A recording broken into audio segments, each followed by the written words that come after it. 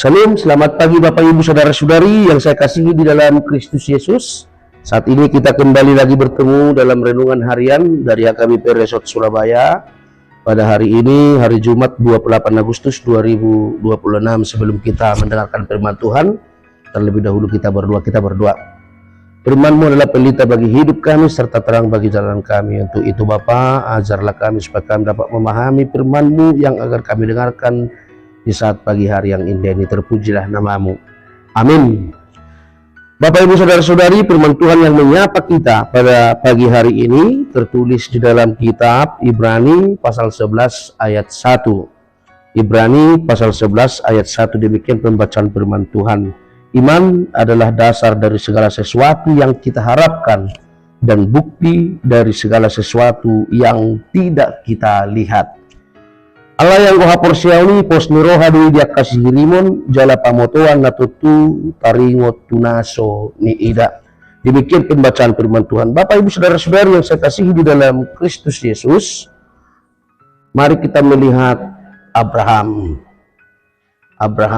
yang disuruh berangkat dari Ur Kasdim menuju tanah yang belum disebutkan Tuhan itu daerah mana, letaknya di mana, tetapi Tuhan menyuruh Abraham, berangkatlah dari tempat kelahiranmu ke tanah yang akan kutujukan.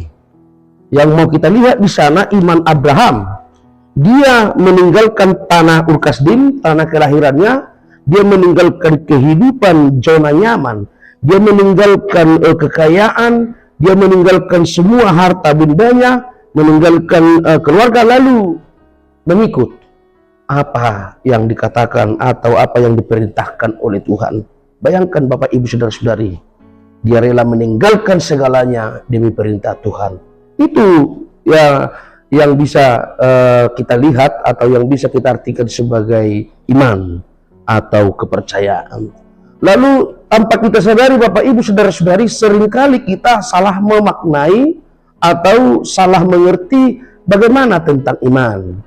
Iman bukan batu sandungan.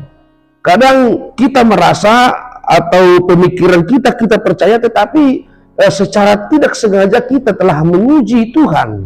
Contohnya ketika kita mengatakan biarlah Tuhan pasti menyelamatkan saya, biarlah saya berdiri di jalan raya sana, padahal kita lihat di situ kendaraan lalu lalang, ya mustahil itu kita bisa selamat dari kendaraan, pasti kena tabrak.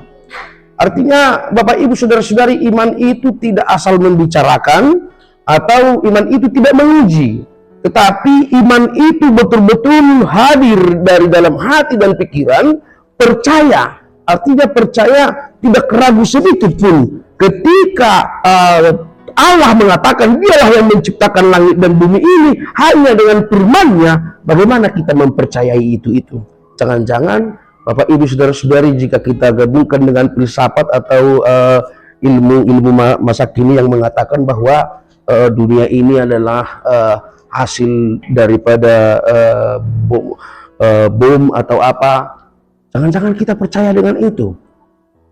Bagaimana kita menerima di dalam hati kita dan betul-betul tidak ragu sedikit pun ketika Tuhan mengatakan, akulah yang menciptakan langit dan bumi pada hari pertama sampai dengan hari ketujuh. Dan segala isinya ini adalah Tuhan yang menciptakan. Kita tidak ragu dengan itu walaupun kita tidak lihat. Ya, memang Allah yang menciptakan. Tidak ada kekuatan lain. Tidak ada kekuatan siapapun yang bisa menciptakan, atau tidak ada lewat musibah apapun yang dapat menciptakan begitu indahnya langit dan bumi ini beserta isinya. Lalu bagaimana ketika Allah memerintahkan, Allah sudah mensuarakan atau sudah memberikan pengharapan kepada kita tentang keselamatan kita dari dosa dan kematian melalui Yesus Kristus. Yesus Kristus yang lahir di dunia ini untuk menyelamatkan kita dan dia mati di kayu salib 2000 tahun yang lalu. Bagaimana kita menerima itu? Bagaimana kita meyakini itu, mempercayai itu tanpa kita lihat pun sama sekali?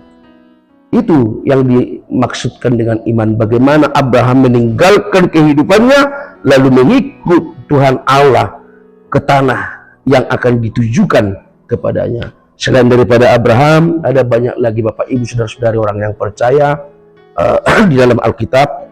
yang menjadi contoh buat kita. Ishak juga, Yusuf juga, Musa, bahkan Maria juga. Ada banyak lagi orang betul-betul percaya dari dalam hati, dari dalam dirinya kepada Tuhan. Itu yang kita lihat di dalam nas ini. Lalu Bapak Ibu Saudara-saudari, apa yang menjadi pesan nas ini bagi kita? Bahwa akhir daripada upah daripada orang percaya adalah berbahagia. Berbahagia. Ketika orang percaya kepada Tuhan, pasti dia akan berbahagia. Dan nas ini juga sering kita dengarkan Bapak Ibu Saudara-saudari, berbahagialah orang yang percaya walaupun tidak melihat, tertulis dalam Yohanes 20 ayat 29.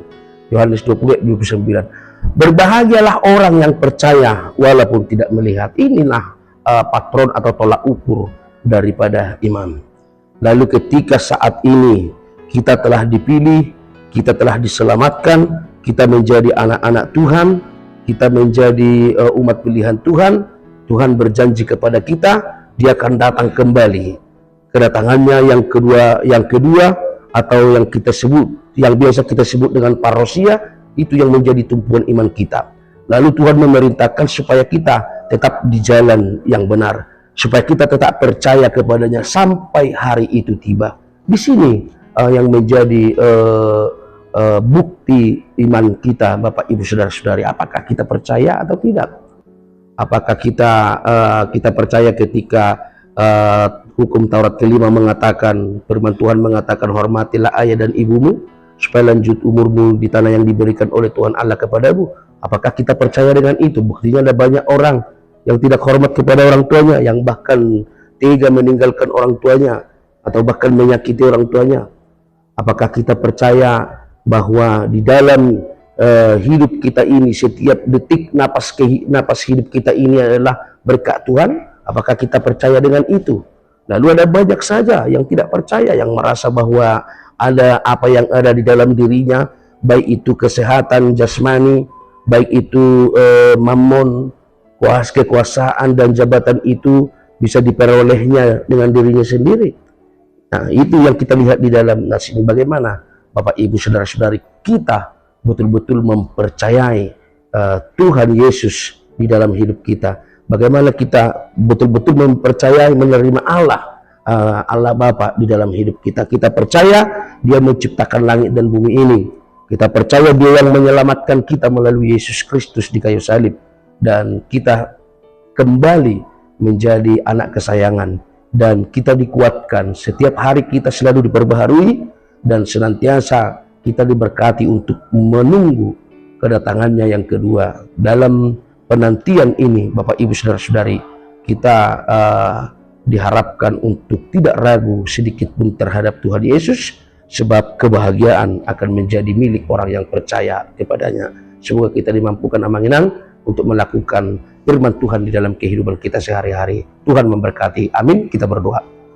Terima kasih Tuhan, firman-Mu yang menyapa kami pada pagi hari ini. Biarlah firman-Mu berakar dan berbuah di dalam kehidupan kami masing-masing. Mampukan kami untuk melakukan firman-Mu di dalam perjalanan hidup kami masing-masing. Terima kasih Tuhan buat hari yang baru yang Tuhan berikan kepada kami. Kami akan beraktivitas kemanapun kami melangkah, apapun aktivitas kami. Biarlah Tuhan selalu menyertai kami, melindungi kami, menjauhkan kami daripada mara bahaya. Hapuskan kami dari segala dosa kesalahan kami, supaya kami layak menerima segala berkat-Mu. Terpujilah nama-Mu Bapa, sekarang sampai selama-lamanya. Di dalam Kristus Yesus kami berdoa. Anugerah dari Tuhan kita Yesus Kristus, kasih setia dari Allah Bapa, dan persekutuan Roh Kudus kiranya menyertai kita sekarang sampai selama-lamanya. Amin. Selamat pagi Bapak Ibu Saudara-saudari, selamat beraktivitas, Tuhan memberkati.